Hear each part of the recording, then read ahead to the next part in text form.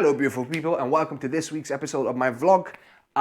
This week I'm talking about a couple of productivity hacks, little mind games that I've started playing with myself not that long ago in the past couple of months. And they've really changed the way I go about my daily work, and just I started enjoying the process because of it, and it's been great. And obviously, once you start enjoying the process, you do a lot more work, you get better results. But just the fact that I'm, kind of into the whole thing now, not just waiting on some final burst of it, positivity at the end, it's just been mind blowing. So I'm gonna share that with you. First of all, the initial thing I started doing was changing the way I set goals. So I used to be very result orientated. So my goals would be strictly by the end of the day, I want this, done. Now that it seems like it makes sense because it's measurable. At the end of the day, I can look back on my day and be like, well, I've done this and this, but I haven't done that. It seems to sort of make sense. But for me, my experience of it was I would end up throughout the whole day just running from one thing to the next, from one result to the next, just trying to get it. And I would feel empty for the whole of the day because I only cared about the result. It was the result or nothing else. And that, it just demotivated me. And then, it would be this spiral of, oh, I wanted to get this done, but I didn't get it done. So the next day I would have less energy. So I would get less done. And then, depression kicks in. Then I'm like, oh, okay, now I need to do it. Now I'm gonna do it. So, and I overcompensate for it. And then, it was an up and down, not a consistent, reliable, just way of navigating the world. So, I started changing that. So now, my goals are informed by results, as in, that's the result I would most like to achieve. However, instead of going, my goal is to get this and this and this done by the end of the day, now my goal is to spend my day trying to get those results, or to get as close to those results as I possibly can, considering whatever happens during the day, considering my skills, knowledge on the day. Basically, I used to be a bit of a perfectionist. Now I've become sort of I like to call it relative maximalist, as in my goal is to squeeze the maximum out of my day relative to my situation, right? And just knowing that, as long as I know I've tried my maximum today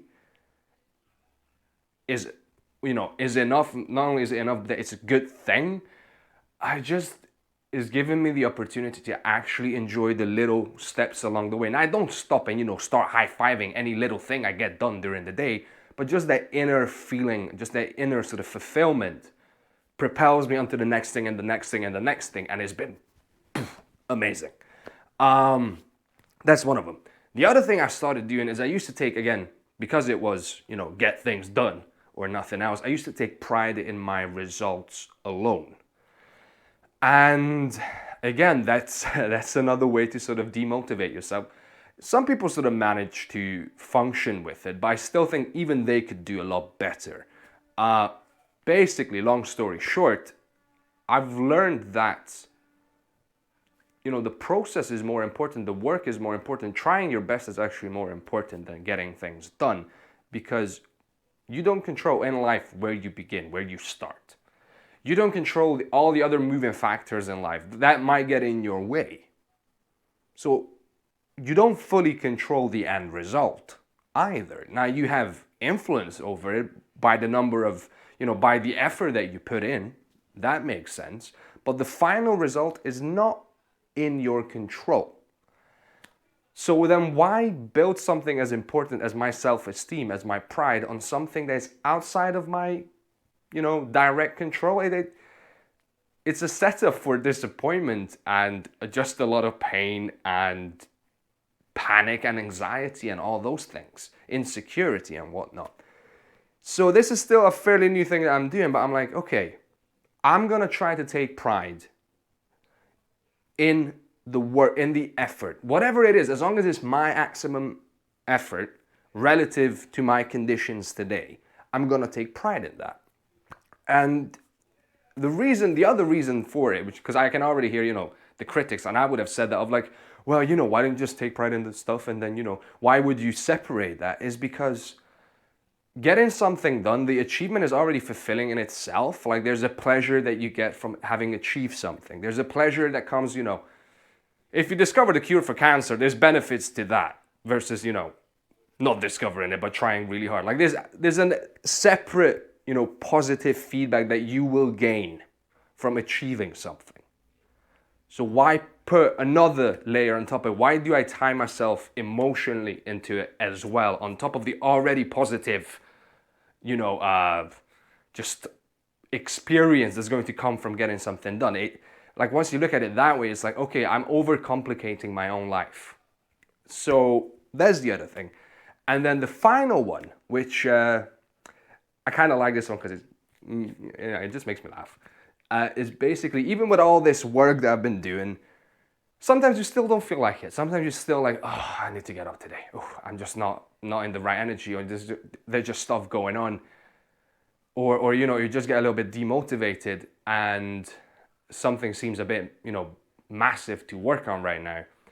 And basically the saying that comes to mind is, growing up, something I used to hear a lot was, you'll get your appetite once you start eating, right?